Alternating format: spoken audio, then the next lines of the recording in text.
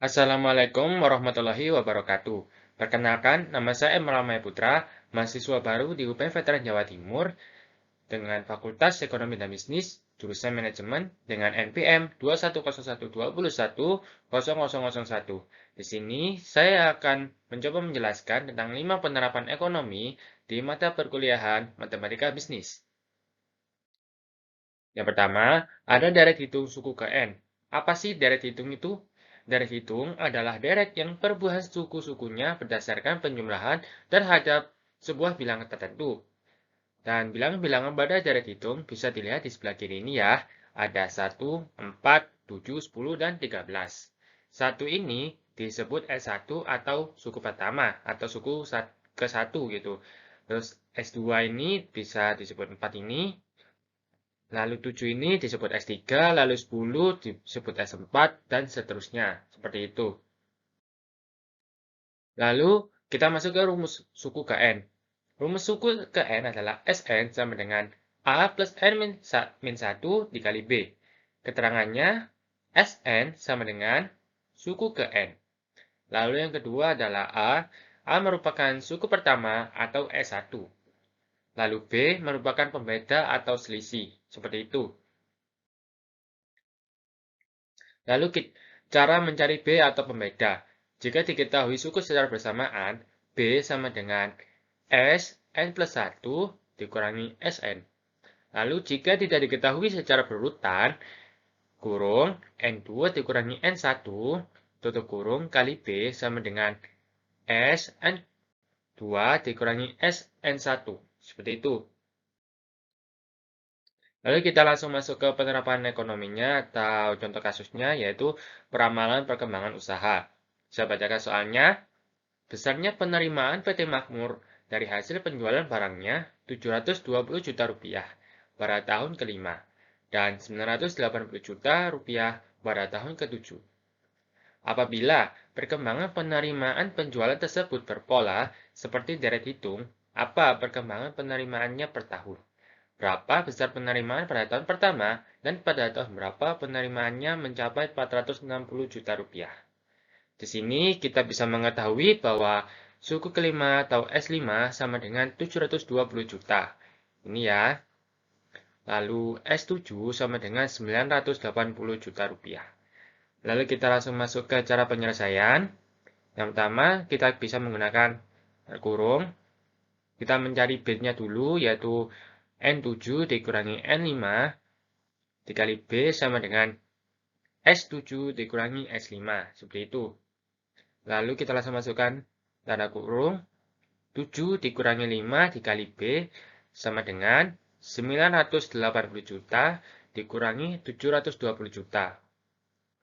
Lalu kita kurangi 7 dikurangi 5 ini sama dengan 2. Jadi 2 dikali B sama dengan 980 juta dikurangi 720 juta sama dengan 260 juta.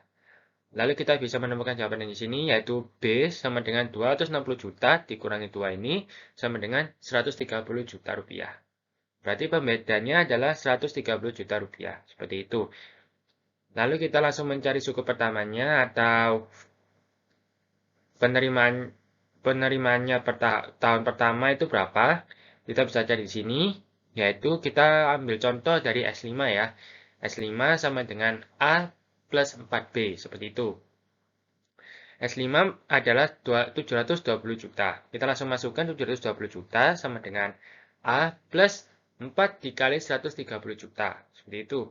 Lalu A-nya kita pindah ke sini. Lalu 720 jutanya kita pindah ke sini dengan menjadi plusnya ini menjadi min. Yaitu A sama dengan 720 juta dikurangi 520 juta. Seperti itu. Lalu kita dapat menemukan jawabannya bahwa A sama dengan 200 juta. Berarti penjualan tahun pertama sebesar 200 juta. Seperti itu. Lalu kita langsung cari besar penerimaan pada tahun berapa penerimaannya mencapai 460 juta, yaitu di sini Sn sama dengan A plus N-1 kali B.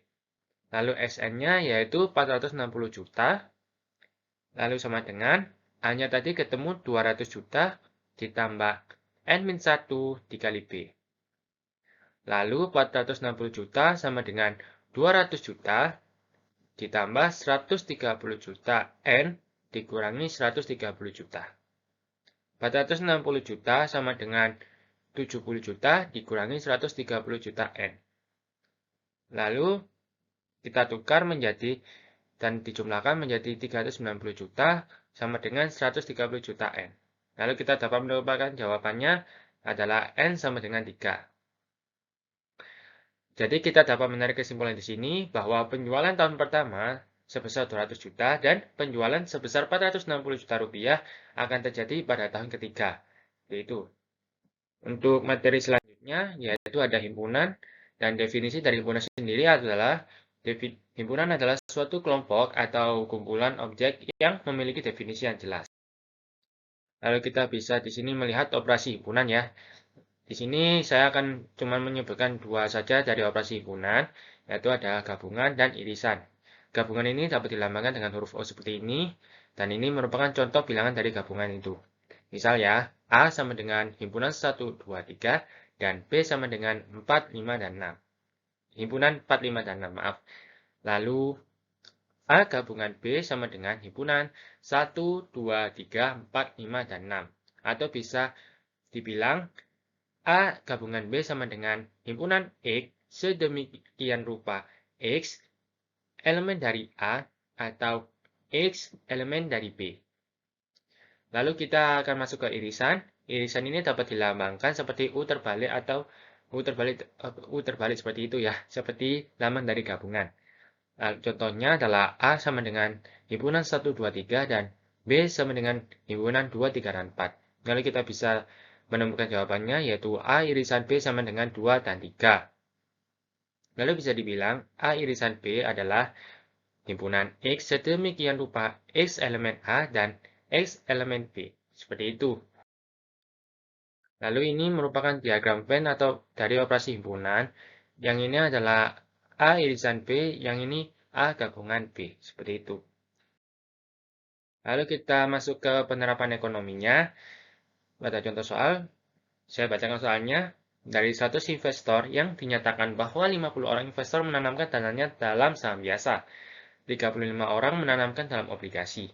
Berapakah banyak investor yang menanamkan dana itu dalam saham biasa atau obligasi? Kita masuk ke dalam pembahasan. Kita dapat diketahui A adalah saham biasa. Jadi kita bisa sebut NA sama dengan 50. Lalu B adalah saham obligasi, yaitu NB sama dengan 35. Seperti itu. Dan diketahui NA sama dengan 50, NB sama dengan 35. Lalu NA irisan B sama dengan 25. Dan diketahui, dan ditanya NA gabungan B. Dan jawabannya yaitu NA gabungan B sama dengan 25 ditambah 25 ditambah 10 sama dengan 60. Berarti banyaknya investor yang menanamkan dana itu dalam saham biasa atau obligasi sebesar 60, seperti itu.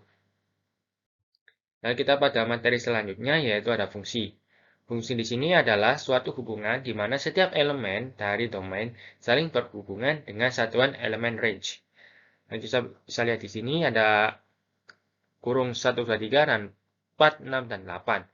Yang di sini biasa disebut domain atau wilayah, yang di sini disebut range atau jangkauan. Penulisan hubungan fungsional yaitu Y sama dengan Fx. Nah, dibaca Y adalah fungsi dari X. Seperti itu. Kita bisa lihat di sini, ini merupakan fungsinya, dan ini merupakan yang bukan fungsi, seperti itu. Kalau jika pola hubungannya tidak sesuai definisi, maka hanya disebut sebagai relasi, seperti itu ya. Lalu kita selanjutnya, variabel pada fungsi. Variabel yang nilainya dipengaruhi oleh variabel bebas. Di sini kita bisa lihat, Y ini merupakan variabel terikat atau dependent variable. Dan Fx di sini merupakan variabel bebas atau independent variable. Variabel yang mempengaruhi variabel terikat merupakan variabel bebas. Variabel bebas dalam suatu fungsi dapat berjumlah lebih dari satu variabel bebas biasa atau disebut fungsi multivariat. Seperti itu. Lalu kita masuk ke penulisan suatu fungsi umumnya menggunakan huruf F. Namun juga dapat menggunakan huruf lain untuk membedakan nih antara dua atau lebih fungsi yang mempunyai variabel yang sama. Contohnya yaitu seperti tadi, yaitu Y sama dengan Fx, Y sama dengan fungsi dari X, lalu ada Z sama dengan Gx, lalu Y sama dengan Fx plus Gx, atau seperti ini ya. Dalam matematika, terapan biasanya penulisan fungsi menyesuaikan lambang kasus. Contohnya pada pendapatan R dan jumlah produk atau Q. Maka fungsi pendapatannya R sama dengan RQ seperti itu ya. Kita langsung masuk ke contoh kasusnya pada materi fungsi ini, yaitu saya bacakan soalnya. Suatu fungsi definisikan dengan rumus fx sama dengan 3 min 5x, lalu nilai dari f min 4 adalah, kita dapat diketahui, fungsi x sama dengan 3 min 5x. Disubstitusikan, x sama dengan min 4 sehingga diperoleh fungsi min 4 sama dengan 3 min 5, lalu dikali min 4 sama dengan 3 plus 20 sama dengan 23. Jadi hasil dari fungsi min 4 sama dengan 23. Seperti itu ya. Lalu kita masuk pada materi surplus konsumen. Definisinya dari surplus konsumen itu sendiri merupakan surplus konsumen adalah manfaat yang dicapai konsumen ketika mereka dapat membeli barang atau jasa dengan harga yang lebih rendah dari jumlah maksimum yang bersedia mereka bayarkan. Surplus terjadi ketika konsumen akan membayar harga lebih tinggi dari harga pasar untuk suatu produk. Dan ini bisa kita lihat contoh grafiknya, ini merupakan surplus konsumen dan ini surplus produsen. Kita bahas ke bagian surplus konsumen dulu. Seperti ini. Surplus konsumen berada di bawah kurva permintaan dan di atas garis harga real. Dan di sini ada Pmax sama dengan harga maksimumnya, lalu PR sama dengan harga real, lalu QR sama dengan kuantitas real ya. Lalu rumusnya yaitu surplus konsumen sama dengan setengah dikali QE dikali delta P. Seperti itu. Lalu pada contoh kasus penerapan ekonomi surplus konsumen. Saya bacakan soalnya. Bila diketahui fungsi permintaan dari suatu produk adalah PD sama dengan 120 dikurangi 4Q, di mana P ini adalah harga per unit produk dan Q adalah jumlah produknya. Pertanyaannya, hitunglah besarnya surplus konsumen jika harga pasarnya adalah Rp80 per unit, beserta grafiknya ya. Lalu kita bisa mengetahui bahwa PD tadi, fungsi permintaan dari produk tadi adalah 120 dikurangi 4Q. Lalu kita dapat menemukan harga per unitnya adalah Rp80. Lalu kita masuk ke jawaban. Kita lihat titik potong sumbu Q jika P sama dengan 0. Kita masukkan 0 sama dengan 120 dikurangi 4Q. Lalu 4Q-nya kita pindah ke sini, dan 0-nya kita pindah ke sini menjadi 120 ya. Lalu kita langsung cari Q-nya. Q-nya 120 dibagi 4 sama dengan 30. Titik potong sumbu P. Jika Q sama dengan 0, maka P sama dengan 120 dikurangi 4, lalu Q-nya tadi diganti menjadi 0. Jadi jawabannya kita menemukan jawaban 120. Dan di sini P-nya atau harga pasarnya tadi 80, kita masukkan 80 sama dengan 120 dikurangi 4Q. Lalu kita masukkan 120 dikurangi 80. Lalu Q sama dengan 40 per 4. Lalu kita dapat menemukan jawabannya bahwa Q sama dengan 10. Lalu kita cari surplus konsumennya. CS sama dengan 10 dikali 120 dikurangi 80 per 2 sama dengan 200. Kita bisa lihat grafiknya di sini ya. Seperti ini. Selanjutnya saya akan membahas tentang surplus produsen. Definisi dari surplus produsen ini apa? Surplus produsen adalah perbedaan antara harga pasar saat ini untuk suatu barang dengan total biaya penuh untuk produksi dari perusahaan atau produsen. Harga pasar merujuk pada harga yang berlaku untuk barang tersebut di pasar. Total biaya di sini merujuk pada harga yang perusahaan harapkan untuk dibayar. Kita bisa lihat grafiknya seperti ini ya, kurang lebih ya. Surplus konsumen berada di atas kurva penawaran dan di bawah garis harga real. Lalu P-min di sini merupakan harga minimumnya. Lalu PR di sini adalah harga real dan QR sama dengan kuantitas realnya. Lalu rumusnya dari surplus produsen ini merupakan sama dengan luas dari bangunan segitiga. Setengah kali A kali T. Seperti itu ya, kurang lebih seperti itu. Kita langsung merujuk ke contoh kasus penerapan ekonomi surplus produsen. Seperti itu. Saya bacakan soalnya. Bila diketahui fungsi penawaran P sama dengan 15 plus 3Q, di mana P adalah harga per unit produk dan Q adalah jumlah produk yang dijual. Pertanyaannya, hitunglah besarnya surplus produsen jika harga pasarnya adalah Rp90 per unit. Kita dapat mengetahui di sini bahwa fungsi penawarannya sama dengan 15 plus 3Q. Lalu harga pasarnya atau kita bisa buat lambang yaitu P sama dengan Rp90. Lalu jawabannya kita lihat P sama dengan 15 plus 3Q. P-nya di sini 90 sama dengan 15 plus 3Q. Lalu kita 3Q-nya kita pindah ke sini menjadi min, berarti min 3Q sama dengan 15 dikurangi 90. Lalu min 3Q sama dengan min 75. Lalu kita dapat menentukan Q sama dengan min 75 per min 3 sama dengan 25. Dan grafiknya kurang lebih seperti ini jadinya. Sekian, terima kasih dari saya. Mohon maaf jika ada salah kata. Terima kasih. Wassalamualaikum warahmatullahi wabarakatuh.